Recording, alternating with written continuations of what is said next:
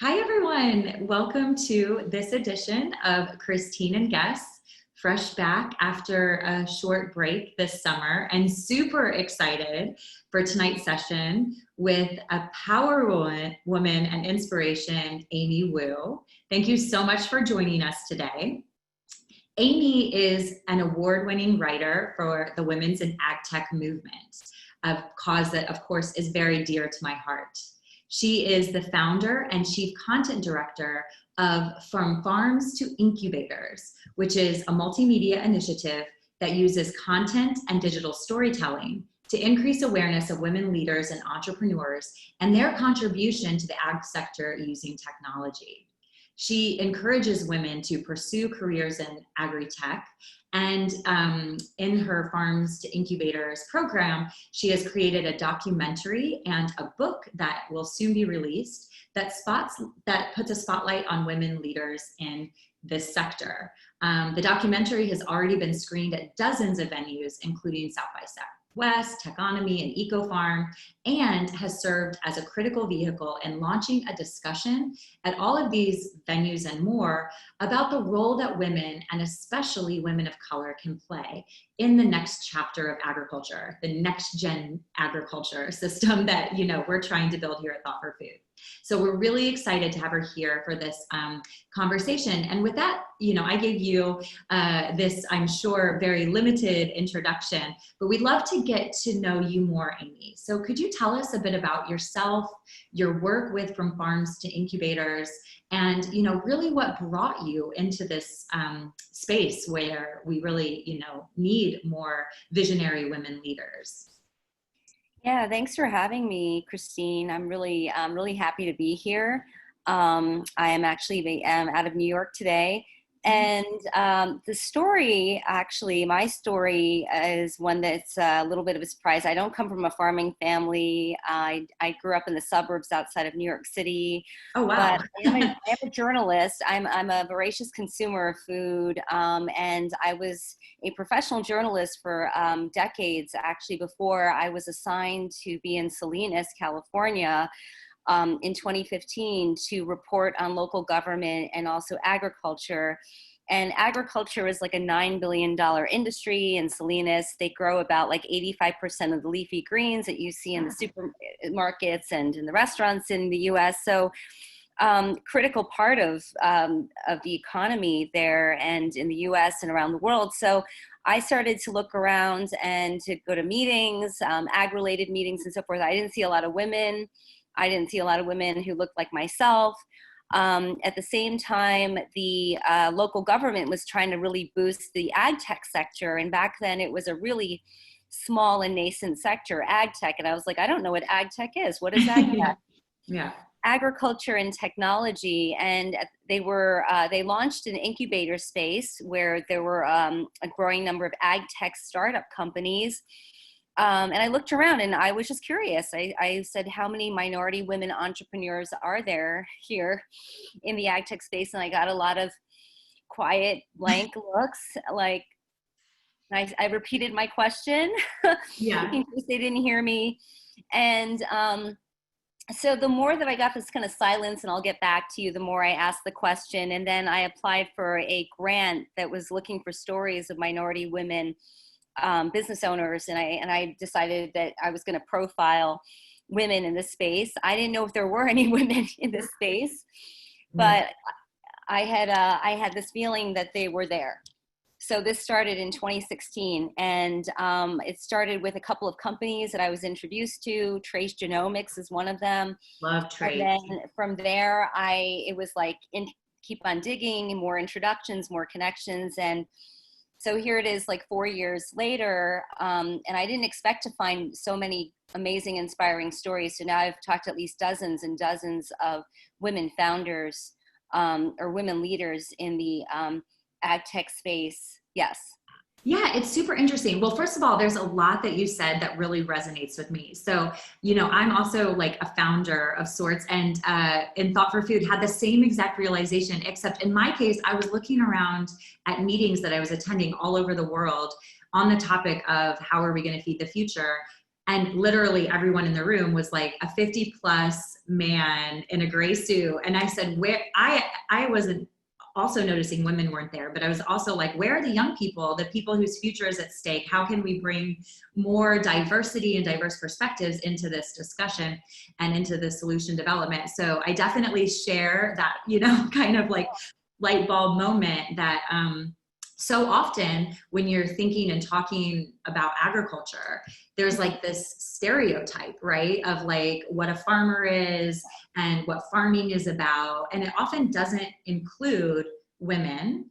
And this is like fascinating to me because at the end of the day, throughout history, women have played a key role, right? And like feeding people. In many countries of the world, women are actually, involved heavily in farming, and are also making decisions, right, around household nutrition and things like this.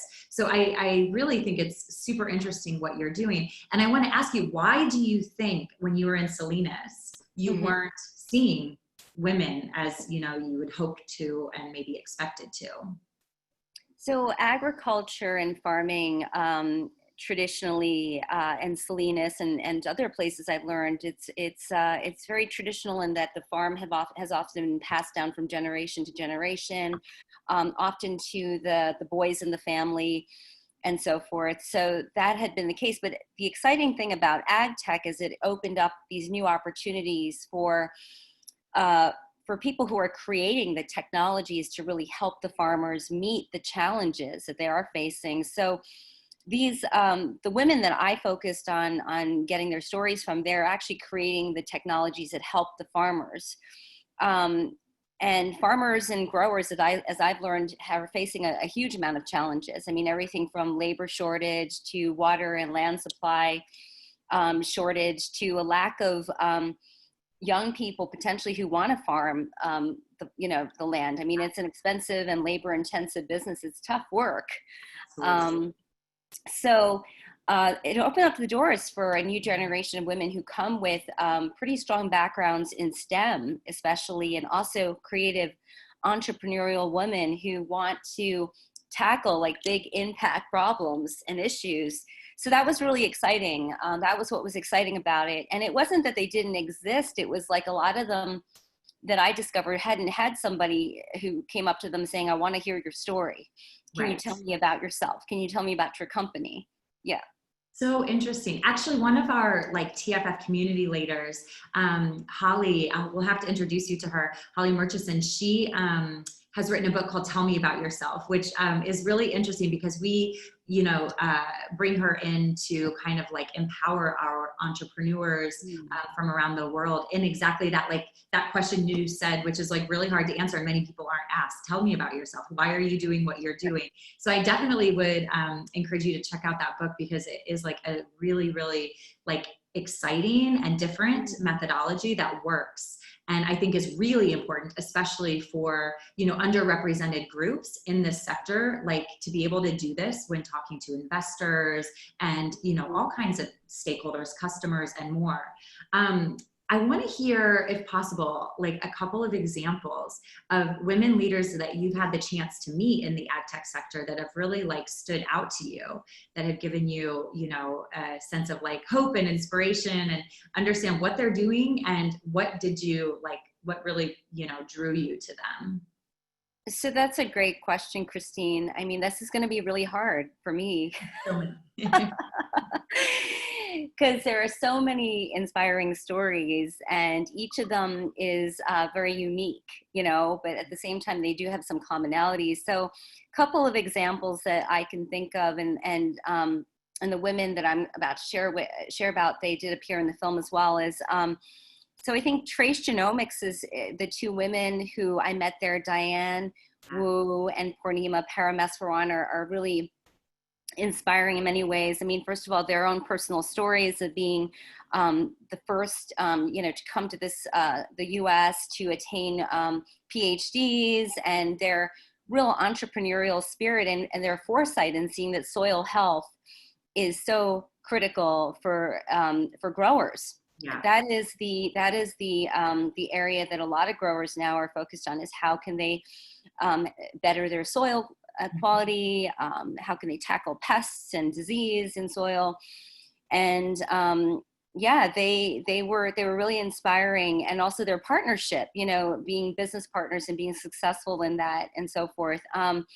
Another woman who I can think of is Miku Jiha, who created this machine called the Hydra. It's a really amazing looking machine. Jonah asked me to explain what it looks like now.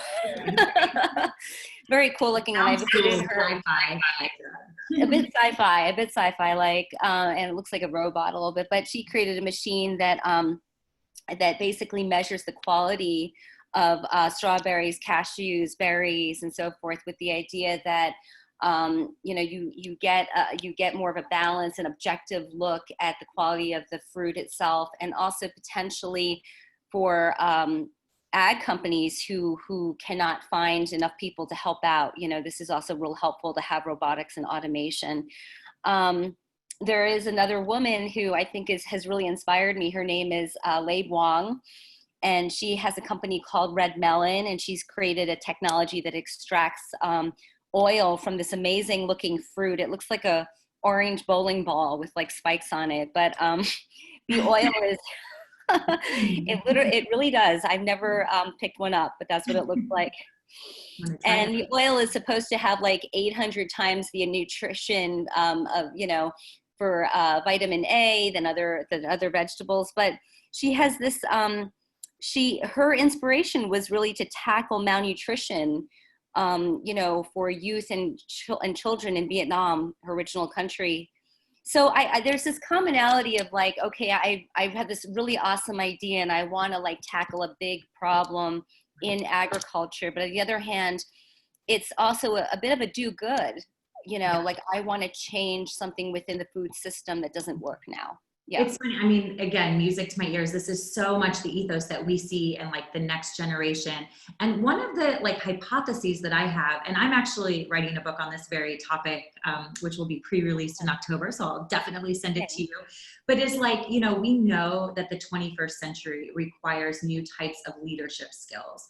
I believe that the next generation, you know, because of the world that they've grown up in and like being digital natives, come naturally, in many cases, predisposed to be able to tap into these skills, which are things like, you know, being more open and collaborative and, you know, creative and more of the, what I think experts call soft skills. And there is also a theory that these soft skills are also like nurtured and innate in women and the leadership that they bring into business. Not saying, of course, that, you know, men cannot demonstrate these, because of course that they do, but I don't know if it's like society that has like nurtured women to like, you know, expose these skills more often, or if it's, you know, who knows. But the point is that the 21st century calls for like a move away from command and control, hierarchical type leadership to something that is more purpose-driven and human-centered. And a lot of the stories that you just talked about, like, tend to bring that to life. And I've had the chance to talk with Diane from Trace before, and I was really interested to hear, like, again, like her story, but also about how she wants to take some of like what they're doing with data and open source it to enable more innovators and, you know, more people to like make a positive impact. And like also what you were saying about the drive to bring nutritious foods to young people and children. We just see that this is really disrupting how business is done, right? The 21st century calls for purpose-driven business. And it seems like women are stepping into this opportunity to, you know, lead and build differently than ever before. No, it's great timing. I mean, I think I definitely see in like the women that I've talked to, you mentioned Diane and so forth, there's a new way, like this is who they are. But I think the time to actually exhibit this sort of leadership is the time. I mean, things are shifting. And also, I've noticed that a lot of the women that I talk to are younger, happen to be younger women, actually, like they're in their late 20s or yeah. And there is this idea that like they can use their skills to create to hang their own shingle, like I said, to really make a difference, not only be a successful businesswoman, but also have a greater purpose in a lasting kind of almost like a legacy and so forth. And I see that passion. It's a passion also that definitely drives all of this. This is not just a passion. I feel that it's like, okay, we're like hitting this mark of profit this Totally. month. And it happens also with the way that they hire. I think they have talked openly about like thinking on another level of diversity and inclusivity when they hire. And it's not just about gender or race. It's like finding people who come from different backgrounds and who have had different experiences. So it's really nice to see that, actually. Yeah, that's super interesting. And so I'm sorry, just a small interruption here, just a second.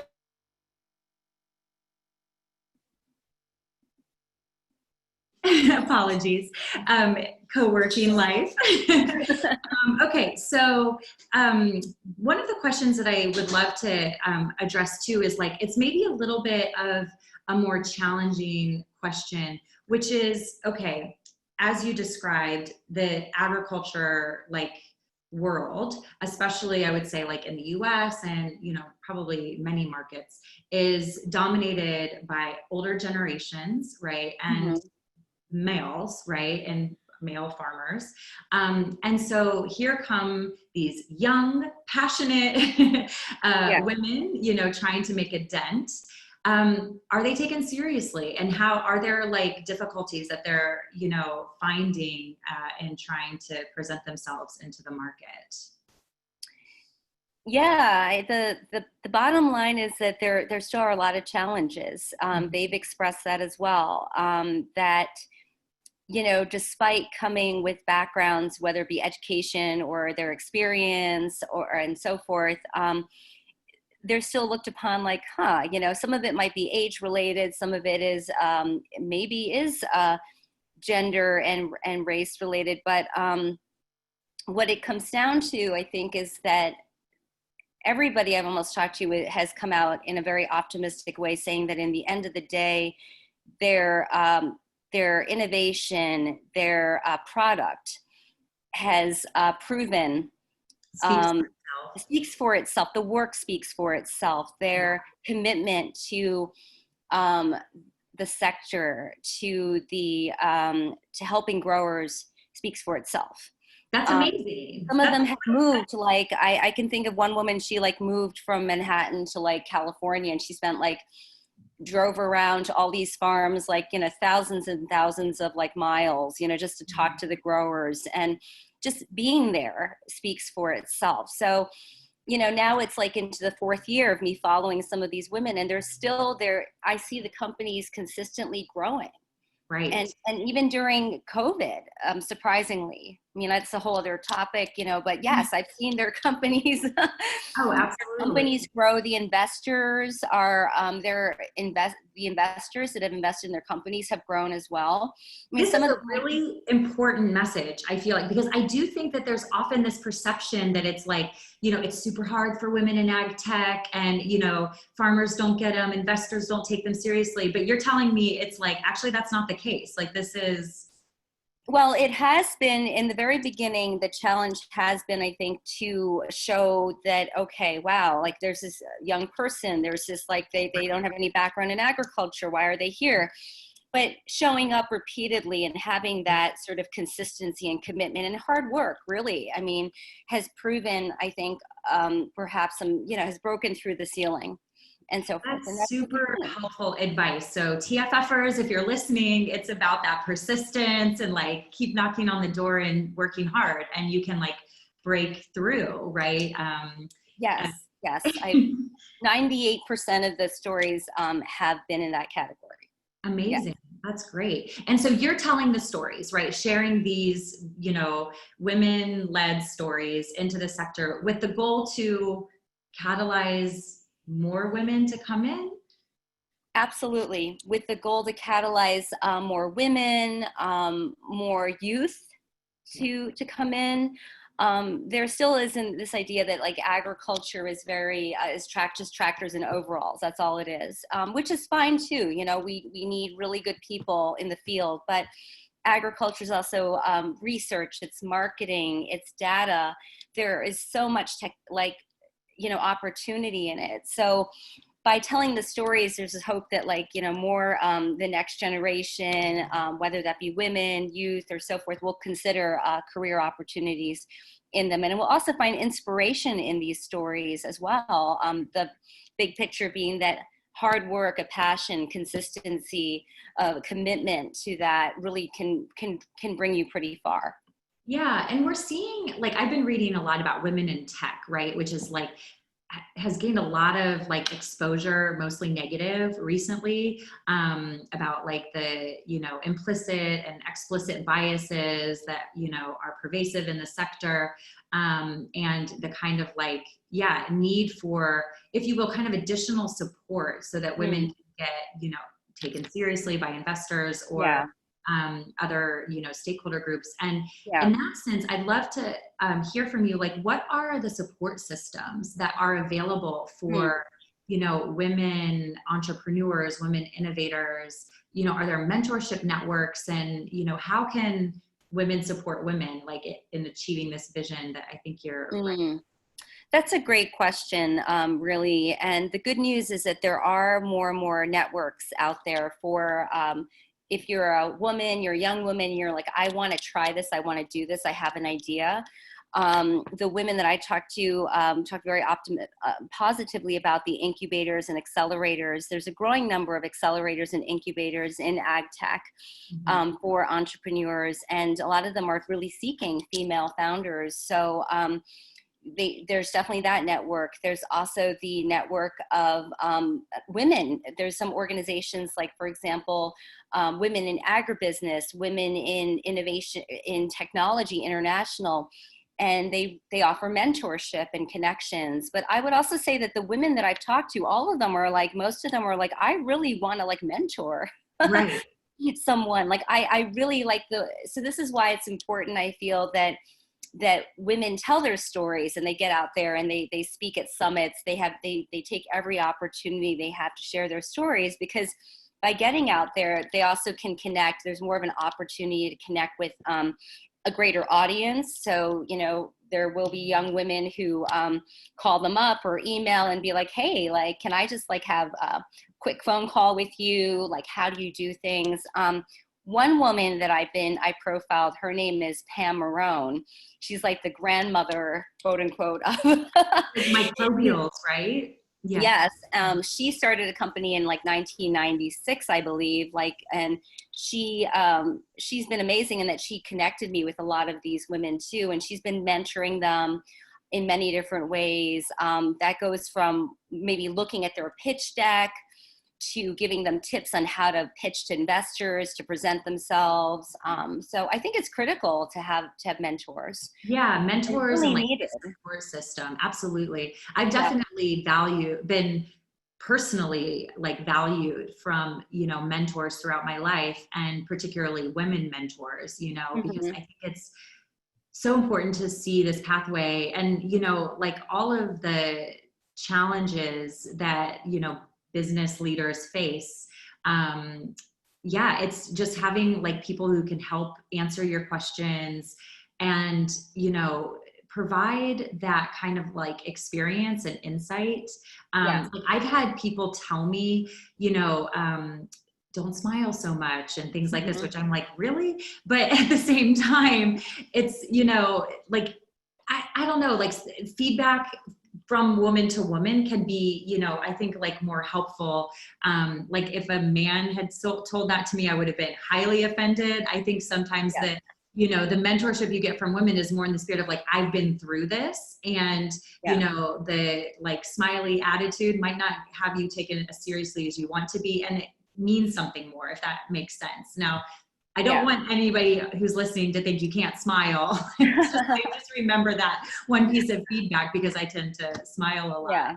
Well, the feedback is critical. I mean, is critical, and that's all part of mentorship. I mean, from the stories that I've been listening to and really following, can be everything from what you wear. I mean, to I think one woman that I talked to initially, like she deals with a lot of ranchers and a lot of the cattle ranchers, and they happen to be in their 50s and 60s and 70s. And she used to wear like a cowboy hat and cowboy boots just to like fit in. And people were like, no, this is just like, wear what you wear. Authentic, yeah.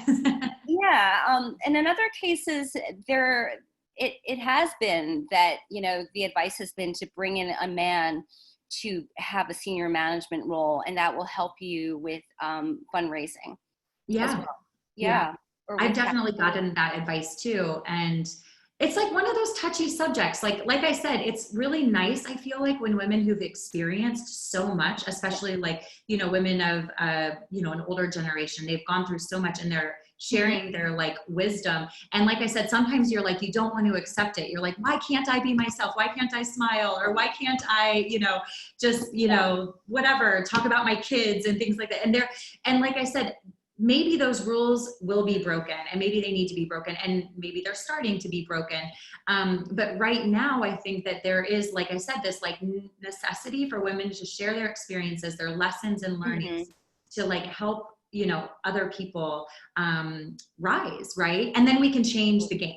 Like it's right. That's and in fact, like what I'm hearing from a lot of women entrepreneurs in overall in the sectors, they really would like to have a community and a space where they can connect with each other and talk about everything from like, okay, like maybe what to like wear to your pitch meetings, how to come across, to, maybe collaborating with more women. I mean, how to get more women to sit on boards. So there's lots of need for this community.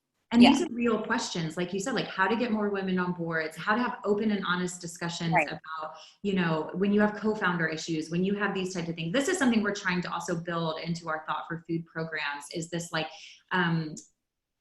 peer-to-peer support system, because the life of entrepreneurship is like fraught with not only all the business side of things, but like the emotional toll it can take on you and your personal life and things. And how can we get these like communities and networks to support each other? And within that, I think it's extra important that, groups such as like women are there to empower each other. And I've been joining a few really exciting groups like these. Like there's one in the synthetic biology community that I've had the chance to join. And like a lot of the questions I think would be analogous to what we're discussing. It's like bringing women into STEM, right? Fields, and what are some of the things that people have had to deal with, and like what are the new types of conversations that we can have. And I remember distinctly a meeting in San Francisco I attended with SynBio Beta, which is a really cool organization you should check out. But they had the Nobel Prize winner from chemistry, who's beautiful and articulate and just inspiring woman, and really just recounting her stories. And it was really like so easy for those of us in the audience to connect with, because she was like just so humble, and then went on to win the Nobel Prize, of course. But some of the stories were just simply like, unbelievable in today's world. But at the same time, I guess it is believable, because we read about them all the time in the news. But I wanted to just like really quickly, like, because we're at the half hour, pause and just say to everyone who's listening on Facebook and, in the Zoom call, if you have questions that, you want me to bring into the conversation, please do raise them. The point of our Christina Guest conversations is to, get real, ask open and honest questions, and to, break through the kind of like top line messages, so we can really foster, new types of open and honest conversations in these important topics. I see that I have one. Just a comment. Great and very important session. Good. Thanks to Bianca. I know her. She's one of our amazing TFFers. But yeah, so just an invitation to anyone who has a question.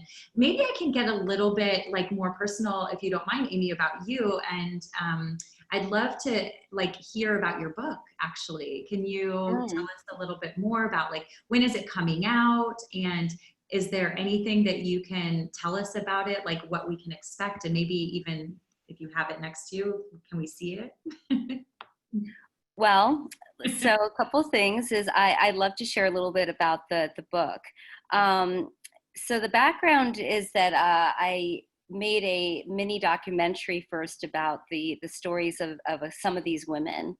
And we would show it in different venues. It's been shown now probably at least 24, 25 times at different places, including at EcoFarm, Western Growers. And the idea is like when people, you know, when they would watch this afterwards, we'd have a discussion, and often the you know, people were like, the audience would be, and even the women themselves would be like, wow, this is really interesting. I didn't know that there were these women, you know, in ag tech. And then they would, you know, so more and more stories kind of surfaced from there. And that's why I decided to collect the stories into the form of a book. It's been a two-year project that's coming to an end. These are profiles, and they're also very image driven. So we have photographs of them doing what they do best, whether it be in the field or in the laboratory. It is going to come out in early 2021. Right. Publisher is a California-based publisher called Linden Publishing. And it's been a real labor of love in the sense that this is my first book. I've actually not written any other books before.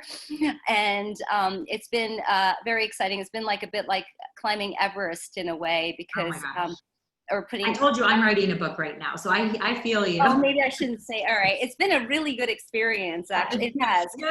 I mean, I know exactly, and it's like one of those things. I'm sure, like at least this is how I feel. It's like it's all up here. I know exactly, but it's just like the process is so hard because there's so much that you want to share, and you know, it can like it can be an unstoppable endeavor. So much is really how to describe it, because.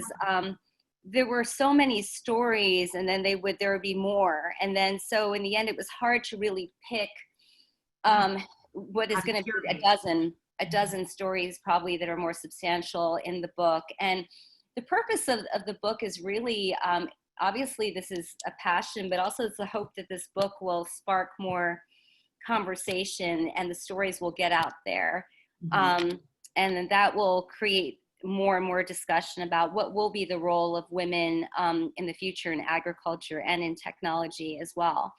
So the other exciting part is that we're going to have an exhibition at the National Steinbeck Center in Salinas, and we're going to put some of the photos, and the local artists are going to contribute art that celebrates women in food farming and also ag tech. And COVID put a little bit of a kink in things, in that, you know, it's going to go in the gallery still. We're going to probably have a virtual launch, but just really excited about getting the stories out there. Really. That's so cool that you're going to have this exhibit where it all began in Salinas, and definitely keep us updated if there is a virtual launch, you know, so you would be part of it. And I really think that's great to bring, you know, so much of the stories to life through imagery and art. Really like brings it home for people to be able to see this and, you know, experience this. Have you like, you know, seen, have you gone to like the younger generations? Now I'm talking like grade school, and done speaking. I think like that's also something I've been thinking a lot about, is like how to inspire kids, right, to like get excited about this topic, and you know, how to do that effectively to set their careers on changing the world and starting with our food system. Yeah, kindergarten to 12th grade is like a really big sweet spot.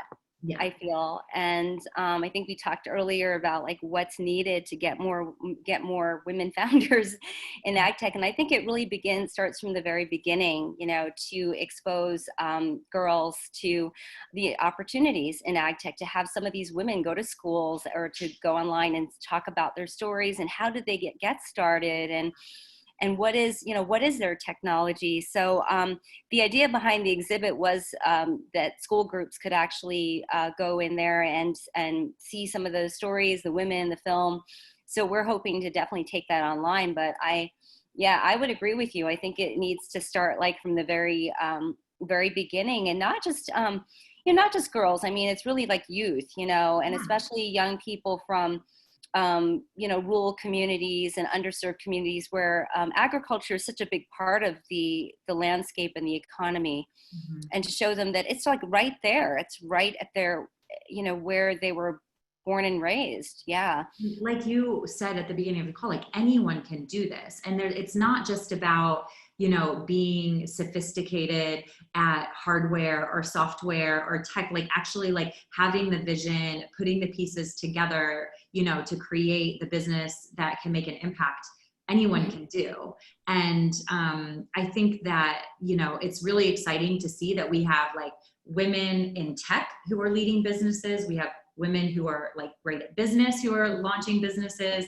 We have women like you who are great at storytelling and communicating, coming out and supporting the cause. And like, that's my message all the time in Thought for Food, is like, everyone can be a change maker, and you can find your spot in the system to catalyze change and become, a power woman of influence, Yeah, I mean, absolutely. And I think storytelling is another opportunity. I mean, for young people out there who just love to make like, take photos or to do video or to like share stories. I think it's such a powerful channel, and it's really needed in the space as well. Oh my gosh, music to my ears again, because like I do a lot of work with startups, like from very early stage through to unicorns, right? And one of the things that I notice time and time again, especially with ag tech startups, is that they're so good at explaining the technology and the like science and the technical functionalities, but to put it into the storytelling aspect of like, what is the value for the farmer? What is the impact on the world? This is like, definitely there's a large space for growth there. And I think, again, in that topic we were mentioning earlier about 21st century, like business leadership skills, I think storytelling is something that is critically important in this new business era that we are living in and shifting. Yeah, I mean, absolutely. The companies that I've seen that have been the most successful have been the ones that have they have consciously said, we are going to find ways to tell our stories and to be loud about our accomplishments and our milestones. And that can be challenging for entrepreneurs and startups, because so much needs to be focused on raising money and also just getting like, building your team. But I think it's really important, the marketing aspect and the communicating aspect. Yeah, exactly. Yeah. And that, all of it fits together, because like you can acquire and retain like great talent by being good at all of these things. So this is like, again, it's just really important to have this multidisciplinary perspective in how businesses are, launched and scaled, sustained in the world. And I think this is a big message I take into startups, particularly ag tech startups that I work with. We do have a question from one of the attendees, and I'd love to hear your perspective on this. Like, I love that people are getting real here. So the person wrote that, I've been told before that women have to work extra hard to get to the same point as men and to help elevate other women. Can you comment on that? And is it okay if I don't want to do that and I'm just happy on my path? And the second part was, can I choose not to do that? Is that right? And then just be in my path. Yeah, like, and I think it's a fair point. It's like, if women are expected to work extra hard to get ahead, like, should we be draining our resources to be, mentoring and helping and, bringing in other women? Or can you just like focus on like getting yourself ahead, I think is what the question is. Oh, yes. I don't have a black and white answer to that, but I will say that this is my own personal opinion. Some of this as well is like, I do think overall, depending upon what your goal is, women do have to work a little bit harder to get up on top as a leader. I mean, there are many different reasons for this. It really depends on the sector, of course. It depends on the person, but and obviously, I think for startups in general, I mean, there's not like this 9 to 5. I mean, you're always working. I mean, this is your life, your lifestyle. You're working on the weekends and all that. And so there has to be a drive, like a reason, a passion for doing this. And it can't be just like, I want to earn money, because a lot of startups don't earn money, at least in the beginning. I mean, you really have to be committed to this. So yeah, and also to be elite, to be at the top, at that sort of CEO or, the C-level as a woman. And this can be not just for startups, but for companies that I've seen, established companies. It takes more. I mean, you have to find a way to communicate with your staff in a way that both sides are comfortable with. And that takes time. I mean, there's still a challenge as to, if a woman is, exhibits the same way of communicating as a man, she's called this. Yeah. Versus then if she doesn't do that, is she too soft? So that really matters. That conversation really counts. So if one decides that it's not for them, I think it's fine. I mean, I feel like everybody has their own talent, their own, things that they bring to the table. And it's perfectly fine to say, I don't want to be a founder, and I don't want to necessarily go this route, but I still am passionate about being in the sector and in ag tech, and I want to contribute X, Y, and Z. I think it's fine. Yeah. I mean, it's super interesting you talk about those words, because I can also just share some like personal experiences. I've spent, 20 plus years in the ag industry working, as I said, with startups, but also big companies. And it's funny because words that ostensibly like aren't negative can sometimes be applied to a woman and have a negative connotation. So, oh, she's so passionate and energetic, which sounds great, but actually is meant in the intention of being like too emotional and too fretty. And that was like, again, these types of things, like that was the intention behind those words used. And it's like, oh, it's so frustrating sometimes, because I've like personally encountered this, right? And the words themselves aren't bad, but the intention behind it, you could see, was meant in this way of like, but I don't know, like personally, I don't know how to tune down my passion. I turn it down. Like I just have it, and I have high levels of energy. So I've learned like through the years to kind of accept that. And so to the question about like, do you have to like help elevate other women? I mean, I think it's like a spectrum of how you can do that. But like for me, I just really try to, when I see young women, entering their careers, like to like really be a role model and be understanding and this type of thing. I try to be the boss I wish I had. And, so accept peculiarities, right? Like to like how people might bring their, personal selves to business and say that's A-okay and that type of thing. So that's not, that's a simple way to like empower other women versus like actively mentoring them or, whatever, which I also choose to do, but maybe some people don't have time for it. But just like be a role model, right? Like kind of be aware of like what you're projecting, and I think is important. Yeah. Yeah. That's a really good question. Yeah. Have you ever had any, like, have you ever felt bias like towards yourself and like the work that you're doing, and especially in this sector?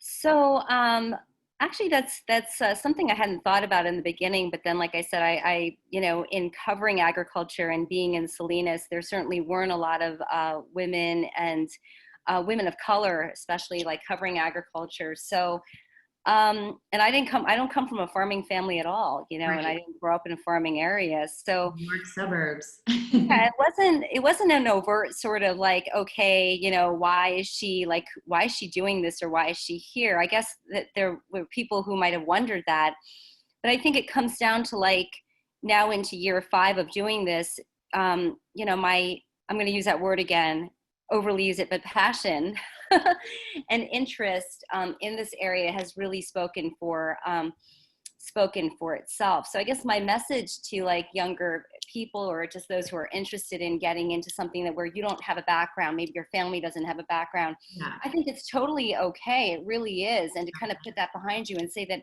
well, I do want to learn more about this, and I'm interested in this. And so what if I don't come from that sector? I think it's a curiosity that drives, that ultimately will drive people to where they are. And so do I mentor other young people? I mean, I do speak about the work, and I speak about the project and the storytelling, and I along this journey have also worked with young artists and photographers and some filmmakers who have a passion for also showing their work in this. So it's kind of a little bit like an orchestra, kind of bringing in different musicians who want to explore.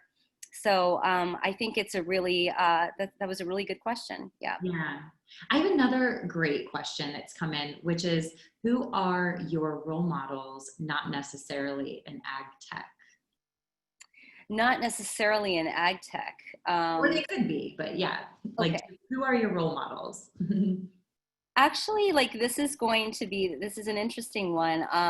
My role models have actually become the women that I've interviewed, a lot of them. And I didn't expect it to be that way because as somebody who has interviewed a lot of different people, I usually, focus on the story and then you kind of like move to the next one. But I think I've stuck with this story because I've been so inspired by the women and kind of curious in the beginning, like, why would you Yeah. do this? Like, when you're putting in your money, your time, your investment, your entire life into this, when like what drives you, but their commitment and their drive has really inspired me to continue with my own project and to say I'm not going to leave their stories and I'm going to kind of continue to tell their stories. That's Yeah. amazing. I'm sure they would say the same thing about you, that you're their role model for getting their stories out into the world. Um, yeah, it's interesting because like I was thinking about that question too, and I would have a similar answer. Like, okay, first of all, like for those of you on the call who know me, everyone knows like one of my role models is Lady Gaga. Oh, But I like Lady Gaga too. Yeah.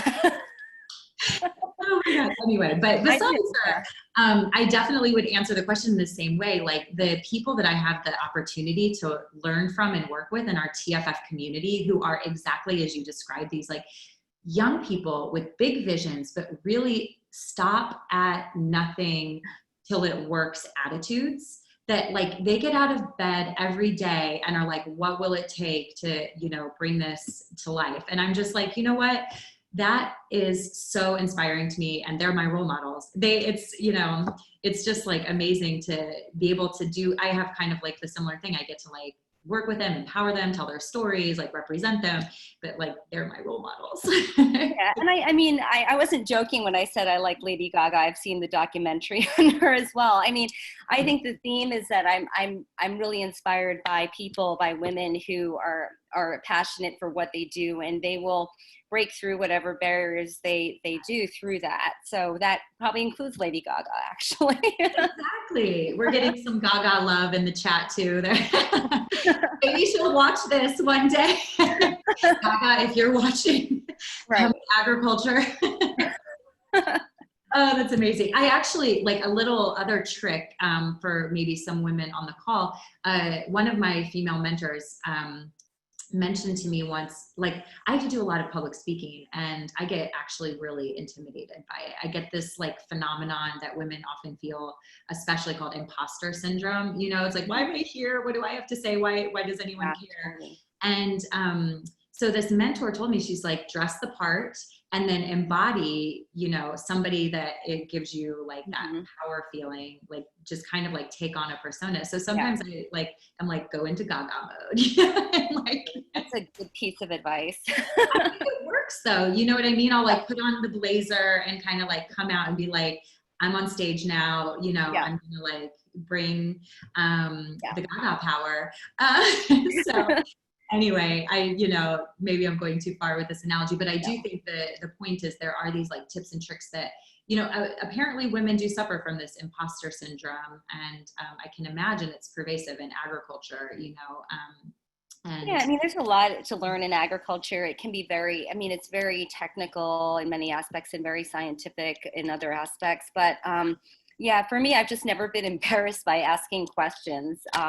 Maybe this comes from my like storytelling or my journalistic background, but I don't mind being a walking why and saying like why this. And sometimes the question that's like the simplest question is the big question. So yeah. 100%. In the book that we're doing about Thought for Food, like there's a whole chapter on beginner's mindset, which I think you like really encapsulated well in your previous answer and in this one, which is like we need people to come in, ask questions, have that curiosity, right? Without all of the years of experience and expertise, that can actually be a powerful tool for innovation and creativity and unlocking opportunities. And, by coming in with that mindset and, using it to your advantage, I think that, there's a lot of potential there. Yeah. And, yeah, so Bianca just wrote, the best thing to keep is to keep your principles and to fight against people imposing how you have to do that act. And I think that's really important. And to me, that embodies like authenticity, like, you know, really like being authentic to who you are and not playing a part that society expects of you is like really important. And she goes on to say Gaga is a whole model for that, and I couldn't agree more. So I do too. I'll just send this to her. Yeah. Um, so yeah, this is great. And so in the final like few minutes that we have, I'd like to just like wrap up by, you know, asking some very like obvious questions, but I think important ones, which is like, do you have a piece of advice that, you know, you've heard and want to pass on to young or minority women who are considering, you know, ag tech as a career? So a couple of thoughts that I have on that, and some of this is based off of my own experience and journey, is that no matter like where you come from or and so forth, I believe that curiosity and passion and hard work really will drive you far. There are plenty of opportunities for especially for young people now who have interest in ag tech, whether that be at universities and colleges that are trying to start some of their ag tech programs, or whether it be large agriculture companies that have actually within that company have innovation as part of one of their departments. They're looking for you know, young people who have that passion, the skills in technology or marketing and so forth. So don't be embarrassed to like just, you know, to email people or to call them up and to say, can I just have a quick call with you? Like, I'm interested in learning more about this, because there's a real need. And I think for the younger generation who's grown up with so many of these different technologies and innovation, like you're really needed. And food, I feel like food is never not going to be quote unquote interesting, because we all need to eat. And especially like during COVID, you know, the agriculture and I think farming has really taken a front seat with a lot of the interest and attention as well. And I think that's just going to continue. So I would say keep asking questions. There is no dumb question. Oh my gosh, I love that point, because I think there's a lot of people who feel like they don't want to sound dumb or naive, but I really love that advice. Like, ask these questions, don't be afraid to ask why. And then this equation of curiosity plus passion plus hard work will get you to success. And I think you have great examples of that brought to life and embodied. We at TFF certainly cannot wait to read this book, and would also love to share with you some of the amazing female ag tech founders that we have the pleasure of working with around the world. In our current cohort of TFF finalists, there's several women-led teams, you know, in robotics and biotech and all kinds of really interesting companies solving the biggest, you know, challenges facing our food system, and really like leading through not only incredible tech solutions, but also this new type of leadership that, you know, our world is demanding business, you know, to take on. So it's an exciting time to be a woman in ag tech. That's super exciting, Christina. I mean, I don't know, maybe we'll be doing like a second book and then we'll just keep writing. I mean, like, I honestly feel like you could just set up a website and like populate that, you know what I mean? It could be the go-to. And I wanted to really also forgot to do this, call out your award. Congratulations. And we can do like a virtual, you know, round of applause. You were just named, you know, the Demeter Award for Excellence by Women in Agribusiness, which is a huge honor. It's like been a 9-year-old organization, correct? Yeah. Oh, so cool. Yeah, it's the 9th year. Thank you very much. I'm, you know, really excited. And there's a couple of other amazing women that are going to get the award this year. It's in a couple weeks from now. So thank you so much. I really appreciate that. Yeah. Well, like I said, I really do appreciate like you sharing these stories with the world. We can't wait to read the book, to visit the virtual exhibit, and, you know, to continue to galvanize women around the world to, you know, follow in the footsteps of the people that you've been telling the stories about around, you know, changing our food system from the ground up, by bringing their, you know, women's superpowers to the table. So I just love that I used from the ground up, like soils, and to the table, like eating. So I didn't even need to do that, but food is Well, I everywhere. can Yeah. say that they're one of the first copies of the book I'm gonna be sending to you and your team as well, and everything. So it'll be And exciting. we'd love to invite you back, actually, because I think there's so much more that we can tap into from your knowledge and network. And I'm sure that a lot of people who are viewing today, you know, live, either in the Zoom call or on Facebook, would love to connect with you, so we can help, you know, foster those connections if anyone wants to do follow-up conversations. And if you have other ideas, you know, about how Thought for Food or how Farms to Incubators can, you know, support your journey as next-gen entrepreneurs in food and ag, and developing, you know, women for the future, please let us know. Thank you so much. It's been amazing and super, like, yeah, just energizing. It's 10 p.m. here, and I'm like ready to keep talking. So yeah, and everyone is really excited. The comments are blowing up with, you know, big thanks. And yeah, really appreciate your time. Aww. Thanks to everyone for attending, and we hope to see you next time. Bye. Thank you. All right.